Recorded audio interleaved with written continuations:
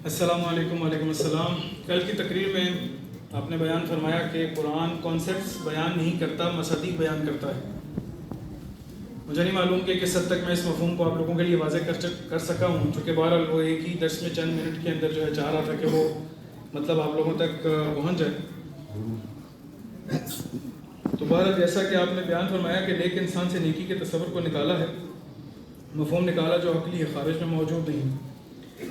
لیکن البر کی تعریف سورہ بقرہ کی آیت 177 میں خداوند عالم بیان کرتا ہے۔ میں نے آپ کی خدمت میں جو کہا تھا وہ یہ، توجہ سے دوبارہ سنیے گا، 2 منٹ کے اندر چاہوں گا کہ اس کو آپ کی خدمت میں عرض کر سکوں۔ آپ کی خدمت میں عرض کیا تھا کہ خداوند عالم قرآن میں نیکی کو بیان نہیں کرتا، نیک کو بیان کرتا ہے۔ پروردگار قرآن میں خود ظلم کو بیان نہیں کرتا، ظالم کو بیان کرتا ہے۔ اس کی وجہ کیا ہے؟ چونکہ کتاب ہے ہدایت کی، کتاب ہدایت کی ہے۔ پروردگار نے ان آیات میں اس چیز کی، اس کی مشیت یہ ہے کہ آپ لوگوں کی ہدایت کے لیے جس حد تک مفہوم کو قریب سے قریب تک کیا جا سکے اس حد تک کیا جائے۔ چونکہ یہ کوئی نظری کتاب نہیں ہے، عملی کتاب ہے، عملی ہدایت کی کتاب ہے۔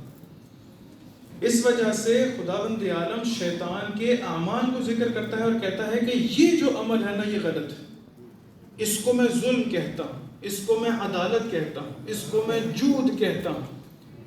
یعنی وہ جواد کا ذکر ہے اور اس جواد کے ذکر کے نتیجے میں یہ عمل خدا کے نزدیک پسندیدہ ہے، اور پسندیدہ ہونے کے نتیجے میں خدا کہتا ہے کہ تم بھی ایسا عمل انجام دینا شروع کر دو۔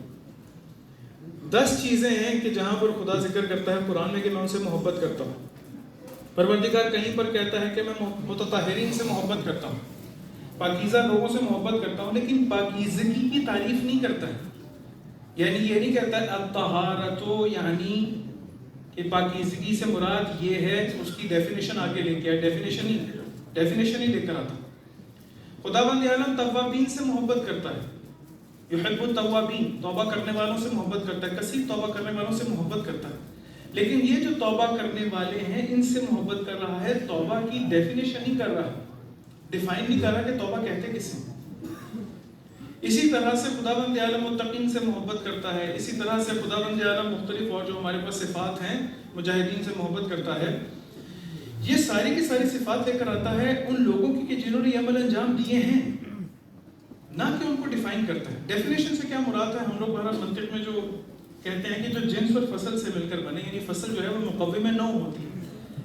ہمارے پاس خداوند عالم کوئی بھی ڈیفینیشن ایسی نہیں لے کر آتا کہ جہاں پر پہلے کسی چیز کو عمومی طور پہ بیان کیا جائے اور اس کو خاص خاص کرتے کرتے میرے لیے اس کے مفہوم کو صرف اس ڈیفینیشن کے ذریعے سے واضح کرنا شروع کر دیں۔